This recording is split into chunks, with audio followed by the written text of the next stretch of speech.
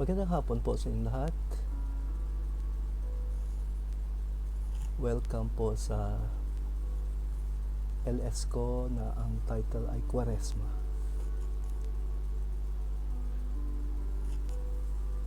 Kapag tayo po ba ay pumupunta sa mga handaan, ano po ba yung ating unang tinitignan o yung ating unang pinupuntahan? Siyempre, unang-una yung nagdiriwang, siguro yung kinasal o yung may birthday. At pagkatapos noon, tayo ay uupo na sa ating pong designated na mga upuan kung meron man. At sisilip-silipin natin siyempre yung table kung saan handoon po yung mga handaan, di po ba? At doon makikita natin na siguro tatayo tayo muna at sisilipin natin, no, kung meron bang lechon, kung meron bang salad, no, kung meron bang mga panghimagas, may cake or may leche flan, may menudo, may dinuguan, barbecue, at kung ano-ano pa. Pero pinaka-importante talaga doon ay yung lechon, di po ba? Pero hindi po yan yung ating pag-uusapan ngayon. Ang pag-uusapan natin ay ang huling hapunan na kung saan nakasama po ni Kristo ang mga apostoles. Kagabi sa aking pagbabasa ay nasumpungan ko po yung isang article na kung saan sinasabi doon na ano ba yung 7 bagay na ating hahanapin kapag nakakakita po tayo ng painting ng Last Supper. 'Di ba? Meron naman tayo niyan karamihan, pero ngayon hindi ko na masyado nakikita yung mga Last Supper ng mga paintings, no? Pero nung unang panahon, talagang ito po ay makikita nyo sa hapagkainan, no? Naalala ko nung bata pa ako sa bahay ng lolo ko at lola ko. Merong ganitong painting. Pero hindi ako masyadong hindi ako masyadong particular. O hindi ko masyadong tinitignan kung sino ang doon. Usually, ang lagi lang natin hinahanap ay si Judas, di po ba? Maliban kay Kristo. Pero ano po ba yung 7 bagay na ating dapat nakikita sa Last Supper na painting? Ito po yun. Unang-una, of course, yung wine and yung bread. Di po ba? Siyempre, yung sa consecration, yung pong dugo at katawan ni Kristo ang ating pong nakikita doon sa Last Supper. Ang pangalawa, dapat makita natin yung fish or your lamb, no? Sapagkat noong unang panahon po ay nagsasacrifice sila ng lamb o tupa pagdating po ng Passover. So yun ang dapat natin nakikita sa table ng Last Supper. Ano pa po doon ang dapat nating makita? Siyempre, ang hero. Sino po ba yung hero kundi si Kristo? Yan, no? So makikita natin na lahat naman sila may mga halo, no? May mga bilog sa ulo, yung halo. Pero makikita po natin na si kay Kristo ang siyang pinakamalaki, no? Pinakamalaki at maliwanag at yun, marami makikita mo na talagang siya yun sa lahat ng mga tao na naroroon ay siya talaga yung makikita natin na may pinakamalaking halo. Yun. Ano pa po ang makikita natin doon? Dapat bibilangin natin kung 12 ba sila. 12 ba yung mga apostoles? At usually, talaga naman 12 ito, no? At ang pang-apat nating hahanapin ay of course the villain, no? Si Judas. Yun yung ating hahanapin. Paano ba natin makikita si Judas? Usually po, siya yung hindi siya nakaupo. Sa ibang mga paintings na nakita ko, hindi siya nakaupo, nakaluhod siya, tapos meron siyang black na ibon na nakahandito sa kanyang bibig. Yun, no? So, nagsisimbolize siguro yun na siya yung nagkalulo kay Kristo, no? Siya yung tumanggap ng pilak para isumbong si Kristo. At minsan sa mga paintings makikita din natin ang isang maliit na parang container or lagayan ng pera. Makikita natin yon. So ano pa po, ano pa makikita natin doon? Siyempre yung merong tao doon na natutulog sa table. Naalala ko nung bata pa ako, ganun din, no? Kapag inaantok-antok na kami, ang tatay ko maghahanap ng malamig na tubig. Tapos isasawsaw niya yung aming mga kamay sa malamig na tubig para kami magising. Pero nung sa painting, wala ka makikitang ganun, walang tabo, no? Walang tabo. Ang makikita mo lang isang lalaki na nakasandal sa left shoulder ni Kristo, or meron pong nakahiga sa table. Wag po kayo mag-alala, hindi pa siya lasing, no? Hindi pa siya lasing. Natutulog lang talaga siya. At alam niyo kung sino po ba yon? Siya po si Saint John the Evangelist. Siya po si Saint John the Evangelist. Ano pa makikita natin? Meron doong pretzel, no? Pretzel.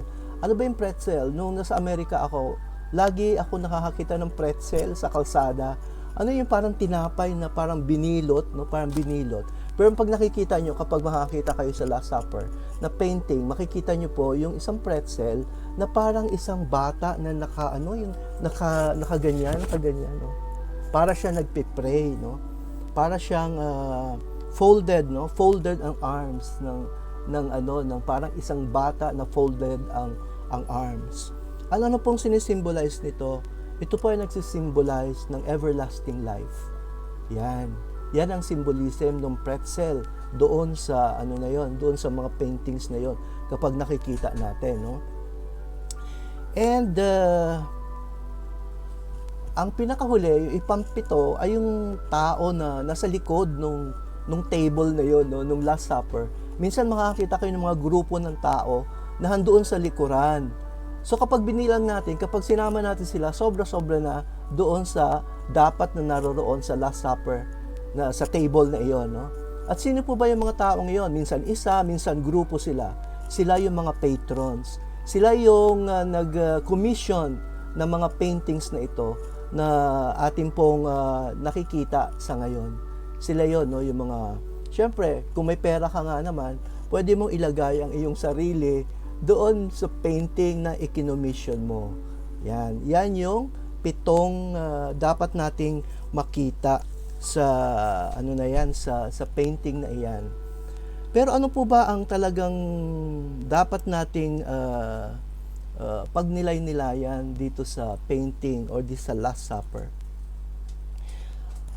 Ang ating pong Panginoon ang nag-share ng kanyang buhay sa pamamagitan po ng kanyang dugo at katawan.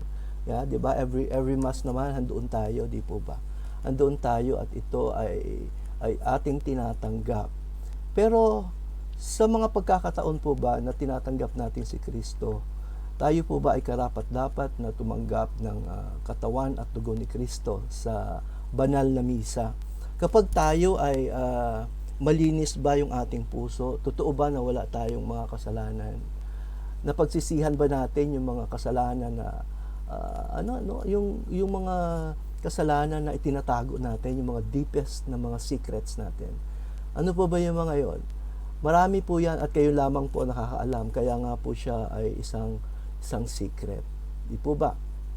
So, dito rin po makikita natin, pwede nating sabihin ano ba yung bilang tao, ano ba yung inihahanda natin na isinishare natin sa ating pong mga tables kapag kasama natin ang ating mga mahal sa buhay. Yung bubang, meron po ba tayong pagmamahal na isinishare natin sa kanila? Meron po ba tayong pagmamalasakit sa mga taong nangangailangan ng ating pong tulong? At marami pa pong iba. Kaya nga sa handaan na ito, pwede nating tanungin yung ating mga sarili, ano ba yung meron tayo na pwede nating i-share sa mga mahal natin sa buhay at maging sa ating kapwa. Yan yung ang katanungan na dapat po nating sinasagot sa mga panahon pong ito ng Kwaresma. Meron ba tayong Judas sa ating in our midst, no, sa kalagitnaan ng ating pong buhay? Meron ba tayong mga Judas na masasabi nating ipinagkanulo tayo? May mga Judas ba tayo?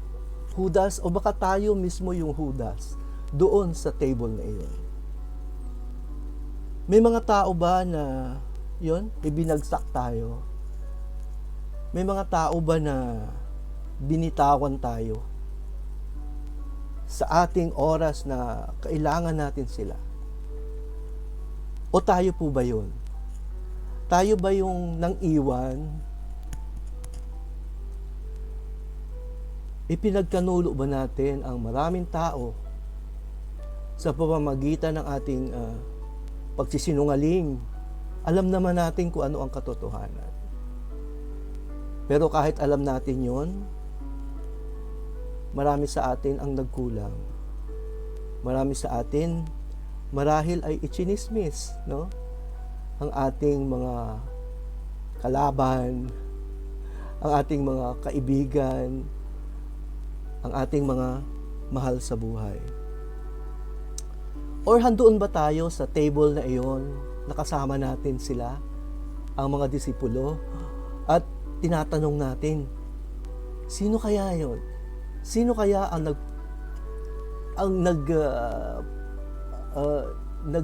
nagkapanulo ang siyang nagbitray, no? Ang nagbitray kay Kristo. 'Di ba ganun din naman tayo minsan? Nag-uusap-usap tayo, nagkwekwentuhan tayo, nagchichismisan minsan. Tinatanong natin. Minsan nagdududa tayo sa mga taong nakapaligid sa atin. 'Yon ang lagi nating dapat iniisip at pinagninilay-nilayan sa oras po ng Kwaresma. Do we have Jesus in our hearts? Ibinigay ni Kristo ang kanyang buhay para sa atin. Itong Last Supper, ito yung gabi before na siya i-crucify. Tayo po ba ay handang ibigay yung ating pong mga sarili para sa ating mga mahal sa buhay?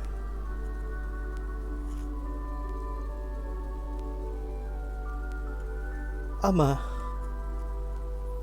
sa oras na ito, hayaan mong makita namin sa iyo ang tunay na pagmamahal, ang tunay na napakagandang loob para ibigay mo ang iyong buhay para sa amin. Ama, sa oras na ito, hayaan mong ma-realize din po namin, Panginoon, ang aming pagkukulang. Salamat, Ama, sa pagre-remind sa amin. Sa pamamagitan ng painting ng Last Supper, kung sino ka at sino kami.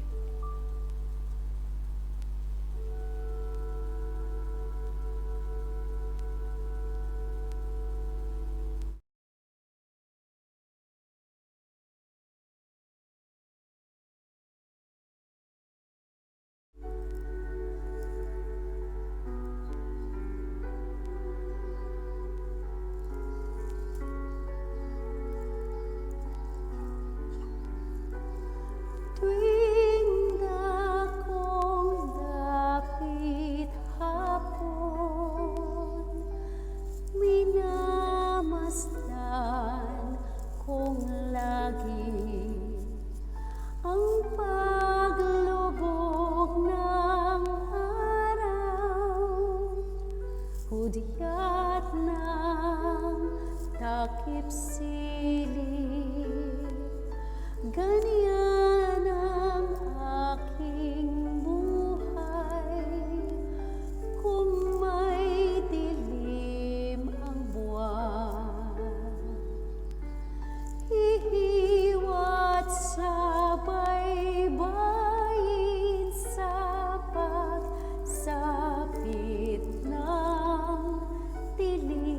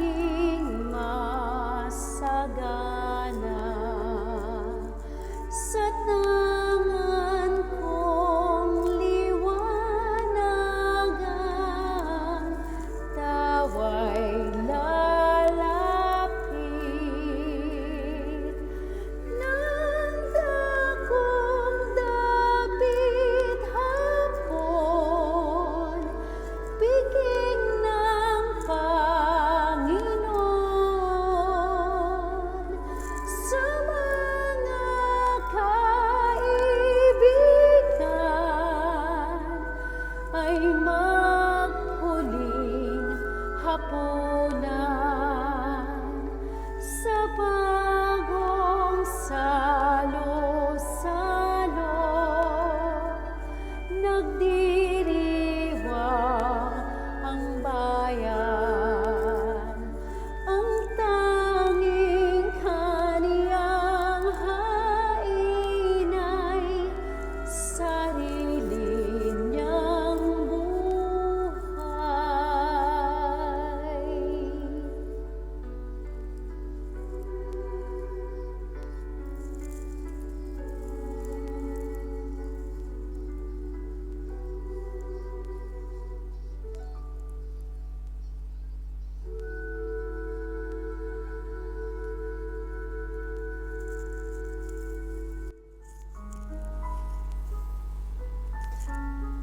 Pag may baby po tayo, di ba tinuturo natin sa kanya lagi? Parang ako, tinuturo ko kay Baby Ann, where's the moon? Yan, tapos tuturo naman siya gano'n, di ba?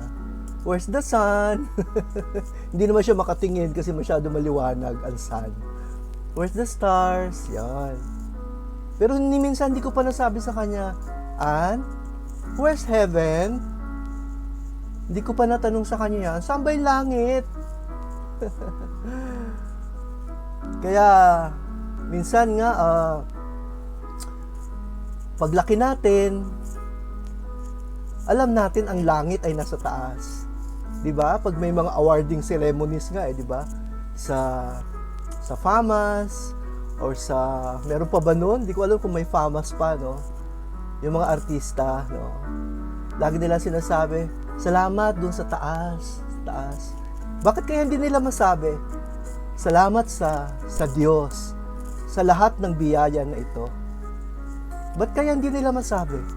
Nahihiya kaya sila? Ikinahihiya ba ang langit? Pero marami sa atin ang nag-iisip din. Saan ba talaga ang langit? Ang turo sa atin, di po ba, na kapag tayo ay mabuti, sa langit tayo mapupunta. Minsan nga ang biruan ay, naku, ayoko maging masyado mabait, baka kunin ako kaagad ni Lord. At ang turo din sa atin, ang hell ay nasa baba. Di po ba? Sa pagbabasa ko rin po ng Quran, minsan, no, kasi ang dami kong kaibigan na mga Muslim din, no, ang tawag nila ay Jannah yata, Jannah. Yun, no? Pag alam din nila yun, talagang napakabuti nila, no? Minsan nga nasasabi ko, parang napaka-holy na mga ito. Diba? Ilang beses silang magdasal sa isang araw. Kaya nga, minsan masasabi mo, kapag nadadaan ako sa kanilang mga mansyon, no? Super blessed ang mga taong ito. Dahil ba yun sa kanilang pagdarasal? Or dahil yon sa tiwala nila sa Diyos? Dahil ba yon sa negosyo nila na pagkalalalaki? Dahil ba yon sa oil na sila ay mapalad na nagkaroon sa kanilang sariling bayan? Kaya minsan nasasabi natin, ang Pilipinas nakakaawa naman. Marami sa atin ang nag-a-abroad dahil nga dyan. Marami sa atin gusto ring makaranas ng langit. Gusto nilang maranasan na dito pa lang sa lupa, maranasan na nila ang langit. Ano ba yung langit? Siyempre, siguro yung marami kang pera, 'di ba? Masaya, oo. Hindi naman masama maging mayaman, di po ba? Lalo na kapag ito ay ginagamit mo sa mabuti. Nagiging masama lang naman ang pera kapag ginagamit na ito sa hindi magandang mga bagay. Yan. So, kapag ka pala may pera, parang nasa langit ka na rin, di ba? Pero parang papaano naman yung mga ordinaryong tao? Yung nasa squatters area, yung nasa mga pulube, di ba? yung mga nanlilimos. Minsan naiisip ko, ano kaya yung buhay nila, no? Paano nila pagtitiisan ang kahirapang ito? Pero makikita mo sa mukha nila, di ba? Masaya pa rin sila. Nakita din nila yung kanilang langit. Hindi lang pala sa pera ang langit. Saan po kaya nakikita yung langit? Ito kaya ay sa relasyon natin sa ating mga mahal sa buhay? Sa ating kapwa? Kapag ikaw ay maraming kagalit, kapag maraming naiinggit sa'yo, kapag maraming gusto kang hilahin pababa, siguro, marami sa kanila hindi nakakaranas din ng langit. Ang nararanasan nila, puro impyerno. Di ba? Parang hindi nila matanggap na may mga tao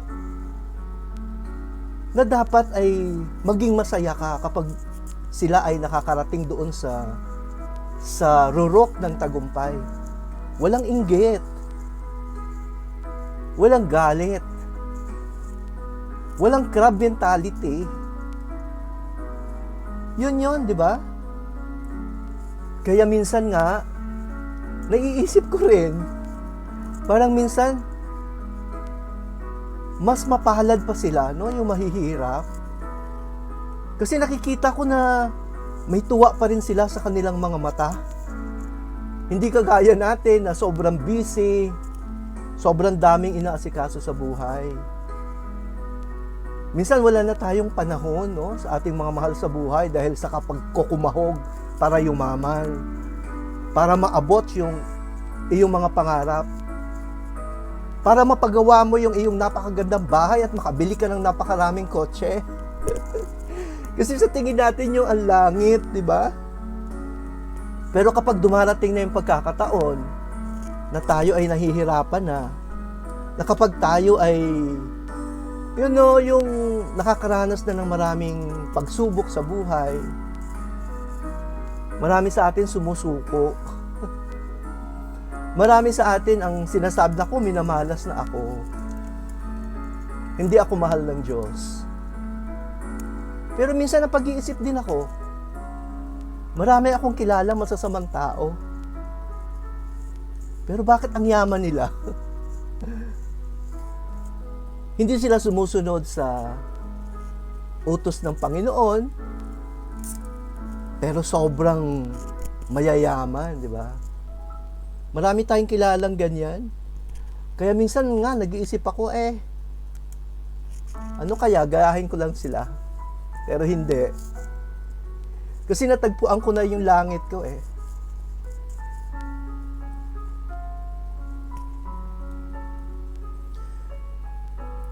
Dumaan ako doon sa buhay na, marami akong pera. Marami akong kaibigan, sikat ako. Pero maligaya ba ako? Hindi siguro. Kaya hinanap ko yung ibang langit. At nasumpungan ko po sa isang Life in the Spirit seminar. Ang totoong kayamanan. Na pwede kong sabihin na dito man sa lupa ay may langit na rin. Nakilala ko yung aking mahal sa buhay. Nagkaroon ako ng 5 anak. Kayamanan na yon, di po ba? Nakakatulog ako ng mahimbing na wala akong iniisip na baka may taong mananakit sa akin dahil sa kayamanang ito. Hawak ko na po ito. Hawak ko na ang yaman na ito. Kaya nga kahit dumanas ako ng napakaraming hirap nitong mga nakaraang buwan, negosyo ko nawala. Pero hindi ako nawala ng loob. Kasi ng langit na sa akin eh.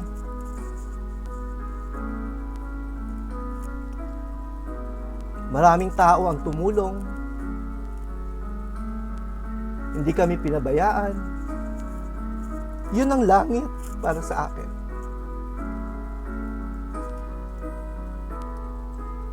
Kaya ang sikreto pala eh, dapat mahalin lamang natin ang Diyos. Yun lang ang sikreto.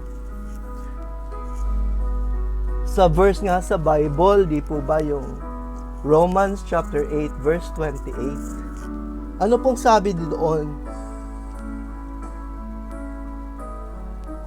All things work for good for those who love God. And love is the key. Di po ba? Yun. Pagmahal natin ang Diyos, masama, mabuti ang dumating sa ating buhay, langit pa rin.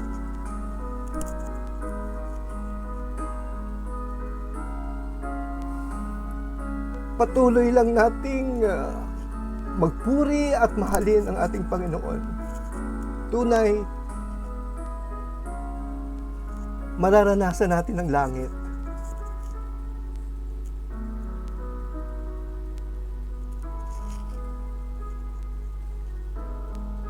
Ama, sa oras na ito, hayaan mong muli ay puriin ka namin at sambahin. Sa mga pagkakataon, Panginoon, na akala namin ay iniwanan mo na kami. Sa mga panahon, Panginoon, na akala namin ito na ang katapusan.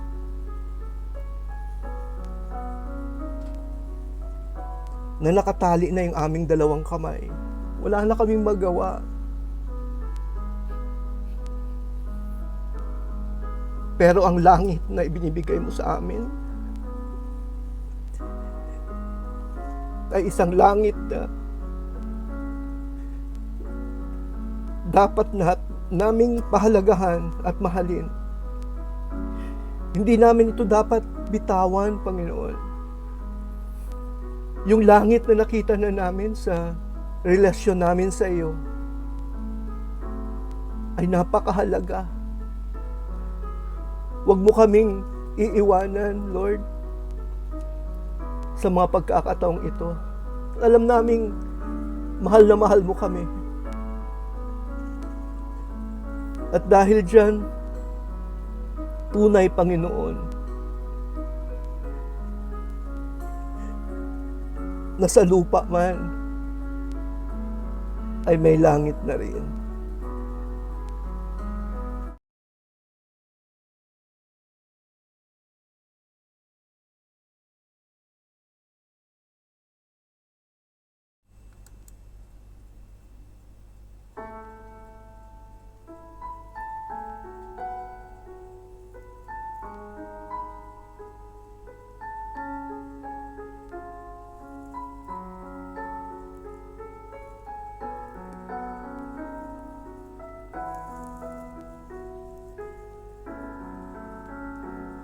Nakita ko ang tunay na pag-asa. Natagpuan ang tunay na ligaya. Mahal naming Panginoon, ako'y sumasamba, pagkat sa piling mo'y walang kasing ganda.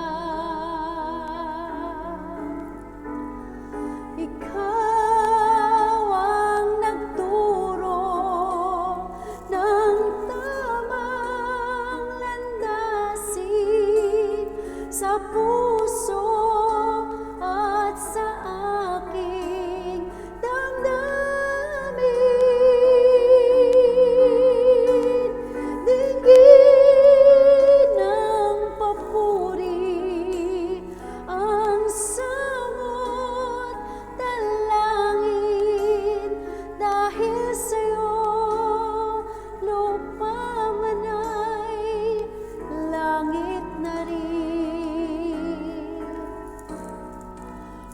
umasa kang ikaw ang iibigin.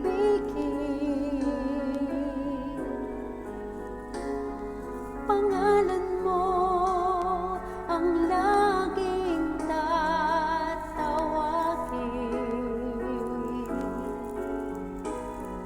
Mahal naming Panginoon, hindi ka lilimutin, pagkat ikaw ang siyang gabay ng damdamin.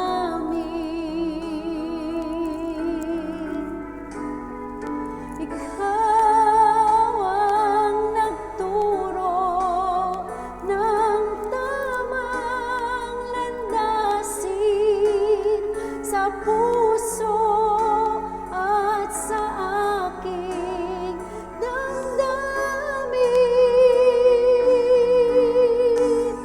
Dinggin ang papuri, ang samot ng langit, dahil sa'yo lupa man ay langit na rin.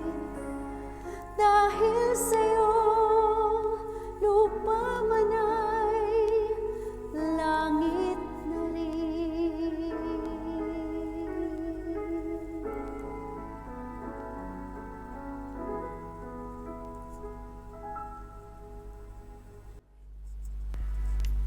Minsan, parang last week yata yun, no, nung narinig ko si Jenny nag-hum ng something na maganda naman sa pandinig, no. Tapos, parang pinag-aaralan niya yung kanta. Hindi ko alam kung anong kanta yun. Kaya sabi niya, nako, si Brother George Binuya na nasa New Jersey ngayon, no. Sabi niya, nagpadala kasi siya ng demo tape, no, demo tape na gusto niya pag-aralan ko, sabi ni Jenny, pag-aralan ko, tapos kakantahin ko, tapos ipapadala ko sa kanya, titignan niya kung maganda ang kalalabasan nung kanyang composition. Kasi po si Brother George, marami po sa atin nakakakilala na sa kanya kapag tayo ay nasa Love Flock. Siya po talaga ang napakagaling, no? Ang talento talaga niya, widow. Parang sabi niya, hindi naman daw siya nag-aral, talagang hindi siya nag-formal training ng piano. Pero talagang pag narinig niyo siya, nako, talo pa yung ibang concert pianist, no? Sobrang galing. Nakasama ko na po si Brother George sa napakarami pong outreaches sa buong Pilipinas at maging sa ibang bansa po. Nagsama kami niyan sa una dun sa Taipei, no? Sa Taipei. Tapos nagpunta kami sa Hong Kong, ilang beses yan sa Hong Kong, every Chinese New Year. Tapos kasama rin siya, pumunta kami ng Germany, Germany. Tapos nagsa-side trip ako, usually, no, kasi nung kabataan ko, gusto ko talaga mag-travel, kasi nga, sabi ko, pagtanda ko, ay hindi na ako makakalakwatsa, lalo na pag meron ka rayuma, di ba? Pag winter, paano na kung may snow, hindi ka makakalabas. So yun, no, nakasama ko si Brother George sa napakarami pong outreaches sa buong Pilipinas at maging po sa ibang bansa. Kaya natuwa din po ako nung narinig ko na may composition si Brother George. Long time na hindi kami nakikita kasi niya, no? Kasi that time na nasa Amerika kami ni Jenny, sila naman ay nasa Philippines. Nung umuwi na kami sa Philippines, sila naman yung pumunta ng New Jersey kasama yung kanyang mga anak at si Sister Florlyn. Kaya very happy po kami at magkasama sila ngayon sa New Jersey at na-lockdown ka. Yan. Na-lockdown si Brother George. At dahil sa lockdown na yan, siguro nag-isip siya, no? Ano kaya pwede niyang gawin doon, no? Aside from my sideline, syempre, kailangan niya mag-compose kasi yun yung talent niya, yun yung kanyang yung passion niya, no? Yung passion kailangan, yun talaga kung ano yung binigay ng Diyos, yun ang dapat mong i-hone, no? Yun ang kailangan mo pang ayusin or pagbutihin pa bilang talent na ibinigay sa iyo ng iyong Diyos, no? Kaya yun ang kanyang laging inuuna, no? Yung kanyang inuuna ang pagsiserve sa Panginoon, no? Alam ko may mga times na na nahihirapan din siya, no? Minsan na syempre may pamilya, kailangang to be with the family. Parang ako din noon, no? Nung nagsiserve pa po ako sa Love Flock, ganun din, no? May kasal ako kasi 'di ba, alam niyo naman po, designer ako. Minsan may mga kasal ako na kailangan kong handuon ako mismo sa wedding, no? Pero hindi ko yan na-attend. So yung assistant ko na lang pinapapunta ko at nagpapaalam naman ako sa mga bride na sabi ko ako ay mag-outreach, no? Pupunta ako sa isang Life in the Spirit seminar. Kakalabanin pa ba nila ang Diyos? Syempre hindi, oo na lang yun. Basta ready na yung kanyang wedding gown at nakaayos na lahat. Ayos na rin sa bride yun, no? Kahit wala ako doon.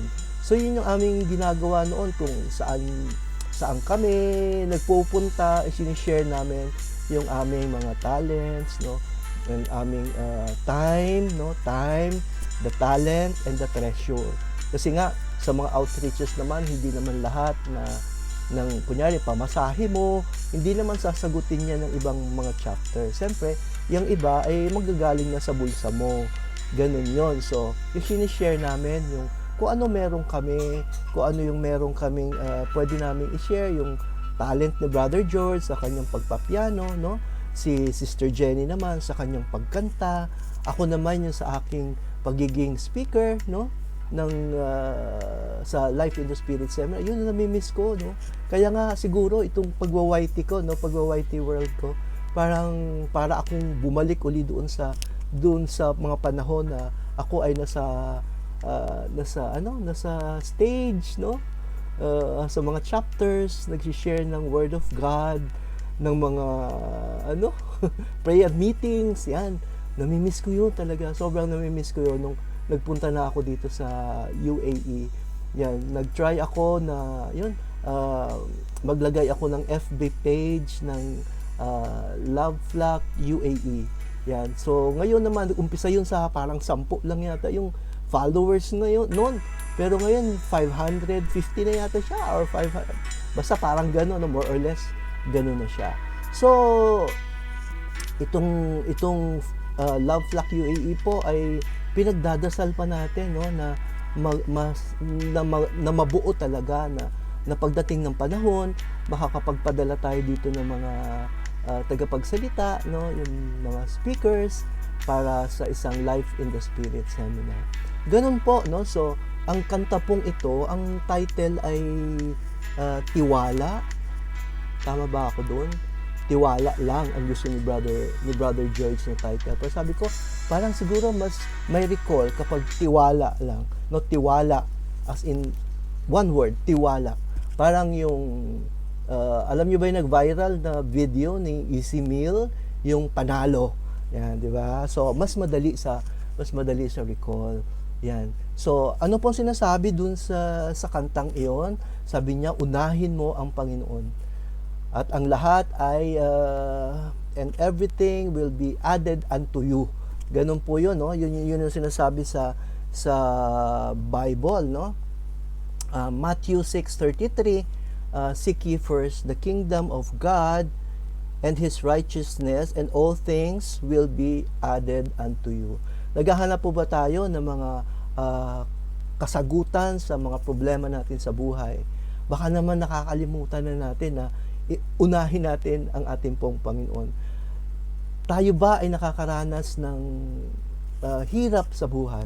Ba nakakalimutan natin na i-share natin yung ating talent, treasure, no? Yung ating treasure, yung ating kayamanan, kung ano man meron tayo na yung bukal sa ating pong kalooban na ibinibigay natin ito sa ating sa ating simbahan or sa ating pong mga communities.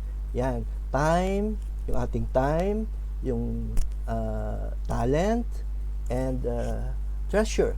Yung po ang sabi dun sa awitin na yon ni Brother George, no?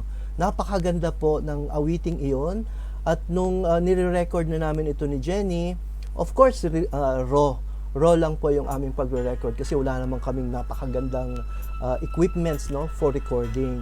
So sabi ni Brother George, sige, i-record mo lang yan, tapos ipadala mo sa akin yung raw video, tapos aayusin natin yan. Gagandahan natin, timpla-timpla, alam nyo naman yung technology ngayon, no? So, ayun, so pinadala namin ito kahapon, tapos ang bilis-bilis na edit ni ni Brother George. Yan yung kanyang talagang talent, no? Talent niya, talent ni Jenny, yung talent ko yung yung talent ko yung pagkukuha ng video siguro, no, yung ganyan, yung pag-iilaw, yung mix ng music, yan, para maganda rin yung boses lumabas yung kay Jenny. Kaya nga itong Kwaresma, karamihan po sa kakantahin dito ay mga kanta po, kakantahin po yan ni Sister Jenny. At alam ko marami sa inyo ang mga fans, no? Marami sa inyo nagre-request na kung pwede marinig muli ang boses ni Sister Jenny.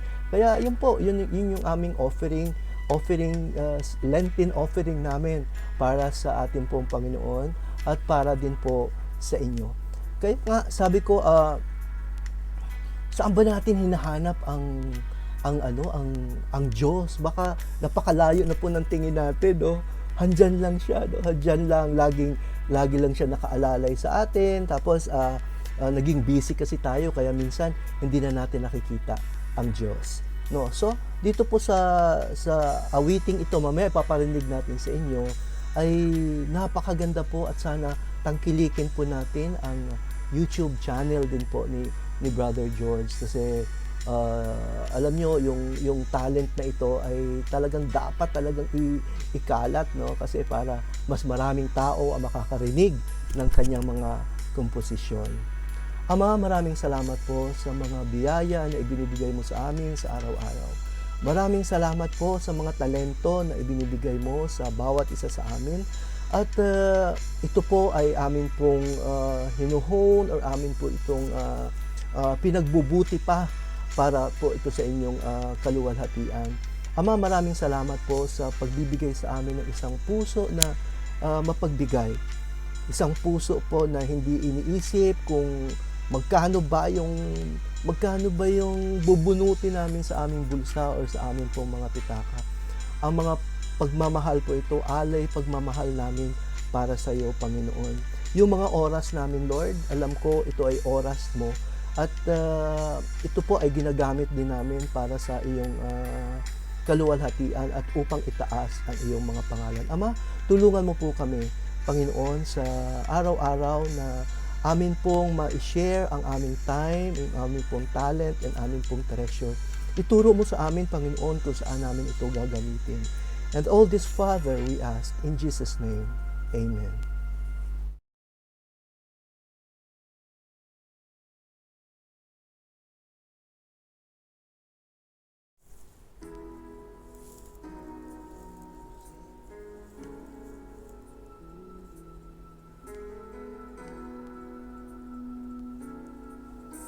Noon, di ko pa siya kilala. Ang buhay ko'y gulong-gulo. Kinakapitan makamundong bagay. Marami ang tukso na di ko maiwasan. Unahin mo siya, lahat ay aayusin niya. Unahin mo siya, lahat ay babaguhin niya. Pagod at hirap ay papawiin niya. Mahal ka niya, uunahin ka niya.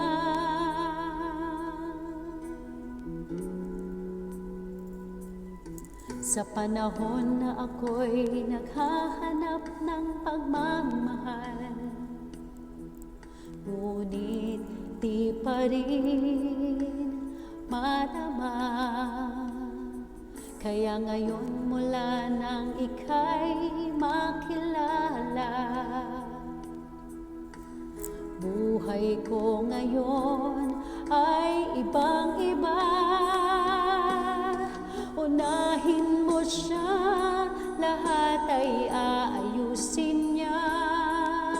Unahin mo siya, lahat ay babaguhin niya. Pagod at hirap ay papawiin niya. Mahal ka niya, uunahin ka niya.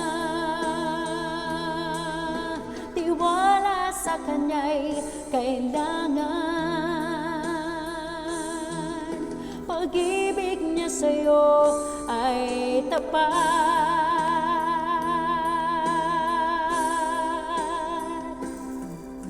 Unahin mo siya, lahat ay aayusin niya. Unahin mo siya, lahat ay babaguhin niya. Pagod at hirap ay papawiin niya. Mahal ka niya, uunahin ka niya. Pagod at hirap ay papawiin niya. Mahal ka niya, uunahin ka niya. Mahal ka niya, uunahin ka niya.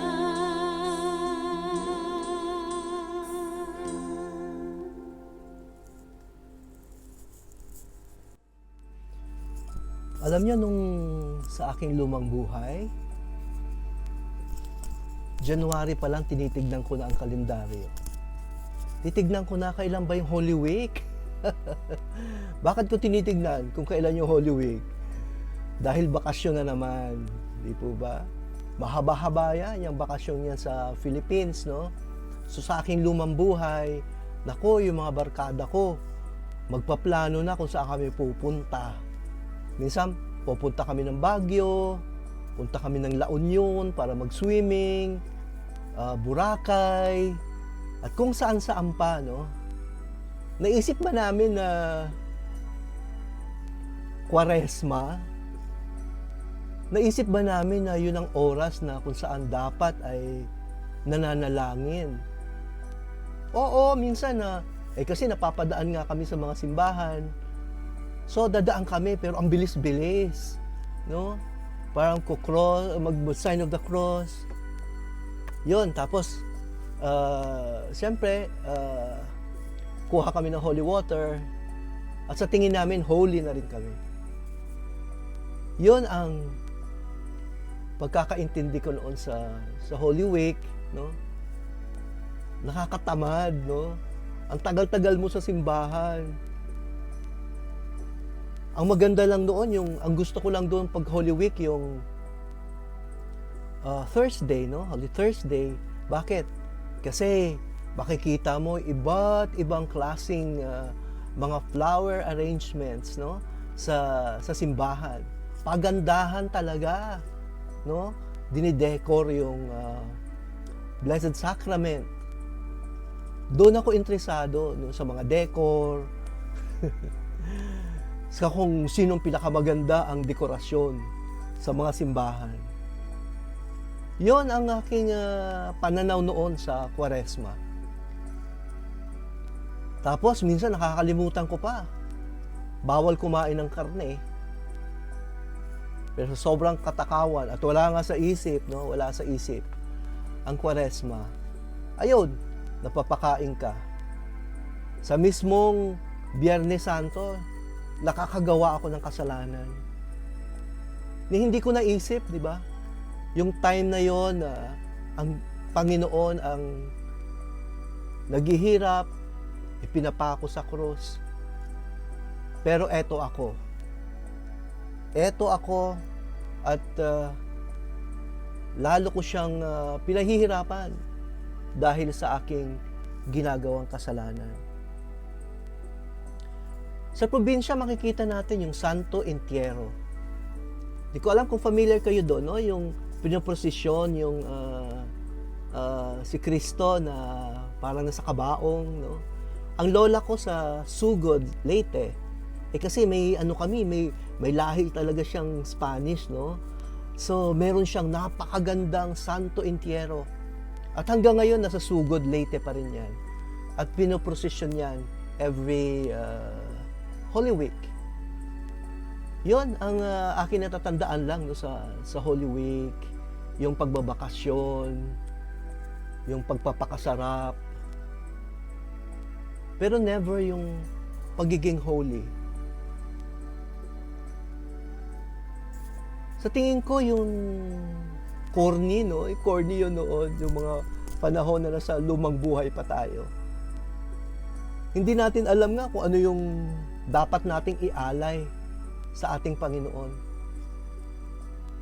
Hindi natin alam kung papaano o baka nahihiya lang tayo na bumalik sa ating Panginoon. Nahihiya tayo na makikita tayo ng ating mga kaibigan, di ba, na doon na nakalinya ka doon sa mga sa hihingi ng mangungumpisal. Sobra tayong nahihiya tayo sa tao. Pero never tayong nahiya sa Diyos. Ang hirap din nung mga panahon na yun na yung nakalugmok ka doon sa kasalanan, hindi mo alam kung paano andoon yung desire. Of course, andoon yung desire na magpakabuti. Pero hindi natin alam kung paano. Buti na nga lang may Life in the Spirit seminar, di ba? Paulit ko pong sasabihin, yung Life in the Spirit seminar na yan, na lagi sabi nila, your life will never be the same again. Yun, no? Hindi ko pa na-share talaga yung aking buong buhay, no? Yung aking old life. Pero bibigyan ko na kayo ng pahapyaw. Ako po ay naging Miss Gay Philippines. Tama ang narinig po ninyo. Pero minsan magkakaroon ako ng time, no? Siguro may time ako para i-share sa inyo ang akin pong aking lumang buhay. Pero itong lumang buhay na ito, ang siya ko pong inalay sa ating pong Panginoon. Nahipuin niya ako, pagalingin niya ako, alisin niya sa aking buong katauhan ang kasalanan na iyon. Marami sa aking mga kaibigan ang siyempre nagtaka kasi kilala nila ako. No? Si June, nagbago na hanggang ngayon. Alam niyo ba yung mga classmates ko sa UST, laging sinasabi, uy, buti nagbago ka na. Buti na hindi ka nakagaya dati. Buti nagkaanak ka. Buti nagkaasawa ka. Ako naman po ay natutuwa sapagkat hindi naman nila ako hinusgahan kaagad. Na meron pala talagang pag-asa. Kay Kristo, sa Kwaresma, may pagkakataon tayo para baguhin ang atin pong mga sarili. Nasa atin yon. Nasa atin lamang po yon. Nag-aantay lang po ang atin pong Panginoon sa iaalay natin sa Kanya sa mga oras na ito. Of course, handoon yung time, yung talent and treasure. Yan na ano ko na kanina, na-tackle ko na po kanina yan. Pero ang pinaka-importanteng ialay natin sa ating pong Panginoon ay ang ating pong mga buhay. Baguhin, ayusin, at bigyan tayo ng lakas ng Panginoon upang mapagbuti natin yung ating buhay. Hindi lang yung ating buhay, kundi maging buhay din po ng ating mahal sa buhay. Ama, muli po, salamat sapagkat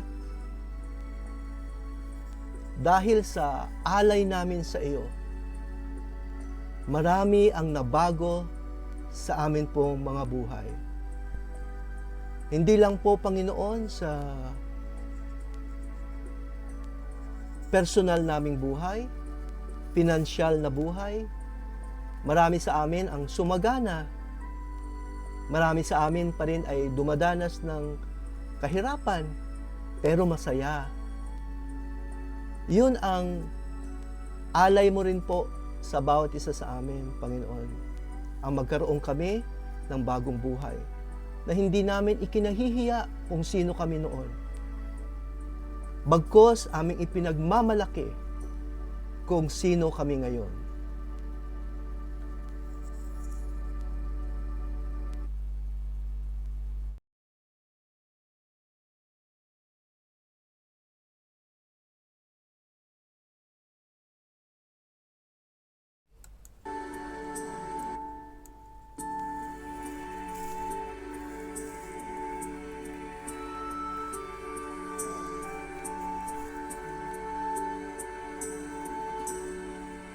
Salamat sa iyo,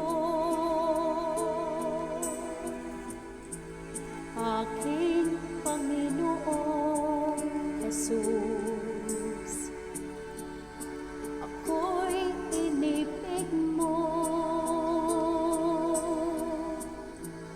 at inangking lubos. Ang tanging alay ko sa'yo, aking Ama, ay buong buhay ko, puso at kaluluwa. Hindi makaya ng magkapagkaloob, mamahaling hiyas ni gintong nilukog. Ang aking dalangin, O Diyos, ay tanggapin. Ang tanging alay ko nawa'y gamitin. Ito lamang, Ama, wala nang iba pa akong hinihiling.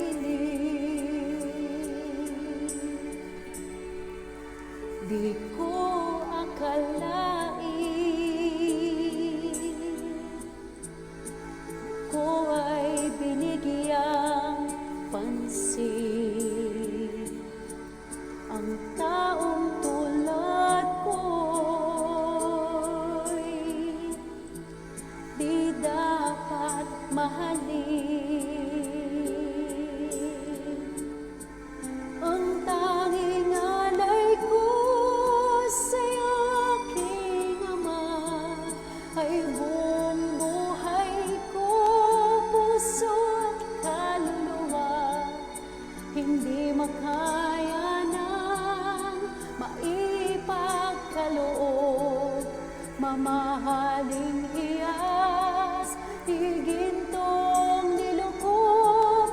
Ang tanging dalangin, O Diyos, ay tanggapin. Ang tanging alay ko nawa'y gamitin. Ito lamang, Ama, wala nang iba pa akong hinihiling. Aking hinihintay ang iyong pagbabalik, Jesus. Ang makapiling mo'y kagalakang lubos. Ang tanging alay ko sa'yo, aking Ama, ay buong buhay ko, puso at kaluluwa. Hindi makaya ng maipagkaloob, mamahaling hiyas ni gintong nilukog. Ang aking dalangin, O Diyos, ay tanggapin. Ang tanging alay ko nawa'y gamitin. Ito lamang, Ama, wala